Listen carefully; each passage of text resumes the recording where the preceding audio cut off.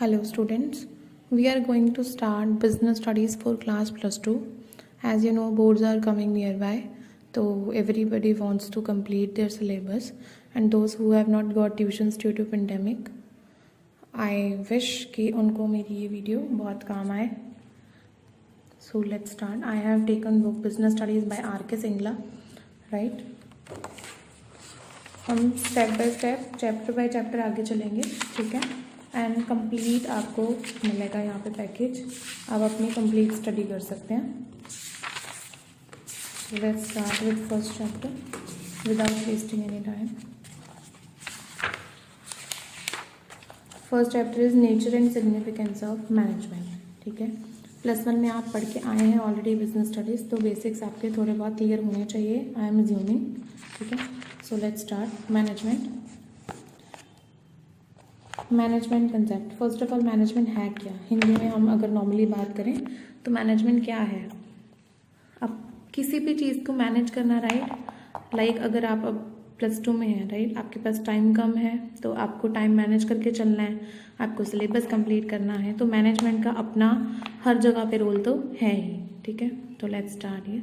In modern times when human needs are continuously rising, it is absolutely impossible to fulfill them single-handed. मतलब human needs जो हैं वो बढ़ती जा रही हैं और एक बंदा उनको पूरा नहीं कर सकता. In such a situation the need for group activity is felt.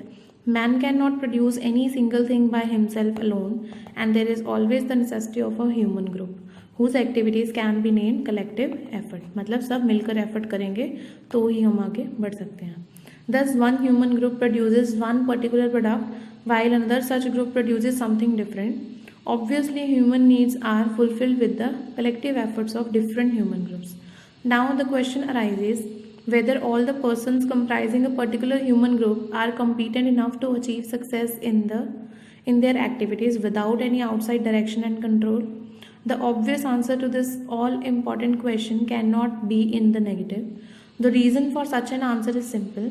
So long as a particular human group does not have clear-cut objectives, definite planning, proper distribution of work, defining rights and duties, establishing proper coordination among them, directing and controlling their activities, success cannot be achieved. मतलब question क्या है हमारा कि अब group efforts तो हमें पता लग गए, लेकिन उसको ग्रुप एफर्ट्स जो हम कर रहे हैं उसमें सक्सेसफुल हम हो सकते हैं या नहीं हो सकते हैं. तो आंसर हाँ या ना कुछ भी हो सकता है, लेकिन इसका आंसर ऐसे है कि अगर हमारी प्रॉपर प्लानिंग नहीं है, हमें नहीं पता कौन सा काम कौन करेगा, किसी के पास अपनी राइट्स ड्यूटीज़ बटे नहीं हुए हैं, ठीक है, कोई आपस में मिलजुल कर काम नहीं करे, कोई पता ना हो हम किस डायरेक्शन में काम कर रहे हैं, और कंट्रोल ना किया जाए एक्टिविटीज़ को, तो सक्सेस पाना मुश्किल है. मतलब मैनेज करके ही हम लोग सक्सेस पा सकते हैं शॉर्ट में.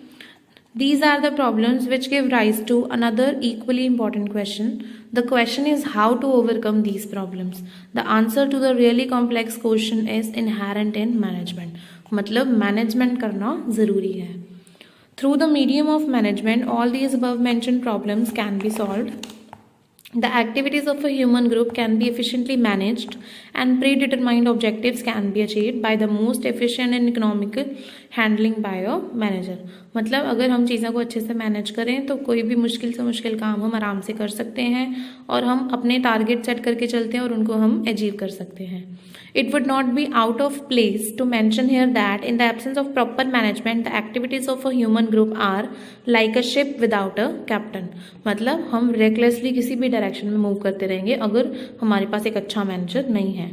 It is thus evident that the success of collective efforts requires some special power, and that power is the manager. He ensures the success of different activities by the process of management. It is important to clarify here that the importance of management is not limited to business alone. It is needed at all those places where human activities take place. For example, educational institutions, religious institutions, government department, union forces, families. मतलब कहीं भी जहाँ पर भी लोग एक साथ काम कर रहे हैं वहाँ पर हमें ज़रूरत पड़ेगी मैनेजमेंट की. अब आगे डेफिनेशंस दे रखी हैं, तो आप इनमें से कोई भी एक डेफिनेशन याद कर सकते हैं. What I will refer is first one, management is the art of getting things done through others and with formally organized groups. इसे मैं टिक कर रही हूँ, ठीक है. और अदरवाइज आप, क्योंकि कोई भी आप डेफिनेशन पढ़ते हैं तो उसको अच्छे से लिखना है, या ये भी कर सकते हैं थर्ड वन। हाँ, मैं इजी वाले इसलिए टिक कर रही हूँ क्योंकि आपको जो आना चाहिए अच्छे से आना चाहिए, ठीक है। आप प्रॉपर पेपर में अगर डेफिनेशन आती है तो उसमें आप पूरा नाम लिखें जिसने डेफिनेशन दी है और proper same wording. Management is the art of knowing what you want to do and then seeing that they do it in the best and the cheapest way. मतलब काम जो है हमारा अच्छे से होए और इजी से इजी, मतलब बेस्ट ऑप्टिमम यूज हो हमारे रिसोर्सेज का। हमारा नेक्स्ट टॉपिक है इफेक्टिवनेस एंड एफिशिएंसी। पढ़ते हैं। Effectiveness refers to completing the job on time no matter whatever the cost, and on the other hand efficiency refers to doing the job in a cost effective manner. Effectiveness क्या है कि काम पूरा हो जाए, उसमें कितनी coast कितना टाइम लगे डज नॉट मैटर, ठीक है। On the other hand efficiency का मतलब क्या है, within a particular cost, जो हमारे लिए सबसे एफिशिएंट हुए, कम से कम कोस्ट और कम से कम टाइम, ठीक है। As is evident that management is concerned not only with getting job completed effectively but also with doing it as efficiently as possible. Effectively मतलब कोई काम दिया है उसका पूरा होना तो चलो ज़रूरी है ही, बट वो कौन से रिसोर्सेज के साथ हो रहा है पूरा, that also matters. Hence, for a successful manager, effectiveness and efficiency both are equally important. Effectiveness and efficiency together lead an organization at the top and vice versa. मतलब अच्छी होगी तो ऊपर जाएंगे और अगर अच्छी नहीं है तो नीचे आ सकते हैं। As far as effectiveness is concern it is achieved while completing a task on time. On the other hand to achieve efficiency one has to conduct the cost benefit analysis. मतलब इफेक्टिवली कर रहे हैं, बिल्कुल time पे कर रहे हैं, काम हो रहा है, बट अगर आपको एफिशिएंट बनना है तो कॉस्ट बेनिफिट एनालिसिस की हमारी कॉस्ट क्या है, कितना हम इनपुट दे रहे हैं और कितना आउटपुट आ रहा है और कितनी एफिशिएंसी आ रही है हमारे पास। फर्स्ट पॉइंट क्या दिया इन्होंने, having same outputs while using lesser inputs, मतलब कम इनपुट में ज़्यादा आउटपुट लेके आना, या having more output while using same inputs, जितने इनपुट्स हैं उनके साथ ज़्यादा लेके आना। मतलब एफिशिएंसी को आप कैसे एक्सप्लेन करोगे कि आउटपुट जितना आ रहा है उतना ही रहे, बट हम लोग अपना इनपुट जो है उसको कम कर लें, ठीक है। अदरवाइज हम ज़्यादा आउटपुट लेके आए उतने ही इनपुट्स में, तो दोनों ही चीज़ों में हमारी एफिशिएंसी इंक्रीज हो रही है। एक जगह हमारे इनपुट कम हो रहे हैं, दूसरी जगह हमारा आउटपुट ज़्यादा हो रहा है। उसके बाद डिफरेंस दिया हुआ है, डिफरेंस आप खुद से पढ़ सकते हैं, मेरे ख्याल से आपको अब तक समझ में आ गया होगा। Effectiveness, it refers to completing job on time no matter whatever the cost. Efficiency, it means completing the job in time in a cost effective manner. Objective क्या है, to achieve results on time, to conduct cost benefit analysis. Main consideration क्या है effectiveness में, time, कि time पे काम होना चाहिए, उसमें बेटर कॉस्ट में होना चाहिए, राइट। उसके बाद से आगे चलते हैं फीचर्स ऑफ मैनेजमेंट पे। On the analysis of various definitions the following features of management emerge. First क्या है, management is a goal oriented process, मतलब हमारे कुछ प्री डिटरमाइंड गोल्स हैं, उनको हम कंप्लीट करने के लिए मैनेजमेंट का यूज़ करते हैं। Every organization sets up itself with a view to realize a specific goal. The goals of different organizations can be different. For example, the goal of a school can be to give a high quality education, and that of a company may be to earn the maximum profit. Now the question arises, how to realize the goal of organization? The answer to this question lies hidden in management. Management easily realizes the goals of the organizations by fostering untidiness in the efforts of different employees. Unitedness in the efforts of different employees. That means कि जो हमारी management है वो goals को जल्दी पूरा करवाने में हेल्प कर सकती है, किस तरीके से, ताकि सब लोग मिलकर काम करें, सारे एम्प्लॉयज़ के जो एफर्ट्स हैं वो यूनाइटेड रहेंगे। नेक्स्ट है management is all pervasive. All pervasive का मतलब है, आप चाहे इसे इस तरीके से लिख सकते हैं कि हर किसी बिजनेस में ये काम आती है, ठीक है, ऑल परवेजिव, या किसी भी पर्टिकुलर, हम अपनी अगर कंपनी की ही बात करें उसमें भी डिफरेंट सेक्टर्स हैं हमारे, प्रोडक्शन हो गई, उसके बाद से सेल्स हो गया, है ना, अलग अलग डिपार्टमेंट्स बने हैं, तो उन डिपार्टमेंट्स के काम को भी इकट्ठा करना उसमें भी काम आती है, मतलब हर जगह काम आएगी, चाहे आप कोई सा भी फंक्शन आप कर रहे हो। Anything minus management is nothing और जीरो, समझे, मतलब किसी भी चीज़ में से मैनेजमेंट अगर निकाल दें तो वो या तो कुछ भी नहीं है, जीरो है। Here by anything we mean all type of activities, economic, social, political. A mall needs to be managed as much as a school or a hospital. What managers do in USA, the India, Japan, Germany is the same. Their way to do this may be quite different. This difference is due to their culture and traditional differences. मतलब हर जगह हमारी जो management है प्रोवेसिव है, हर जगह prevail करती है. उसके बाद management is multi dimension. Management के भी कई कई तरीके हैं. फर्स्ट क्या है हमारा मैनेजमेंट ऑफ वर्क, काम को मैनेज करना. Every organisation is established for doing some work, like a school provides education, hospital treats patients, a factory produces etcetera. Of these no work can be completed satisfactorily without management. मतलब बिना management के हम अच्छे से इनमें से कोई भी काम नहीं कर सकते हैं. Management translates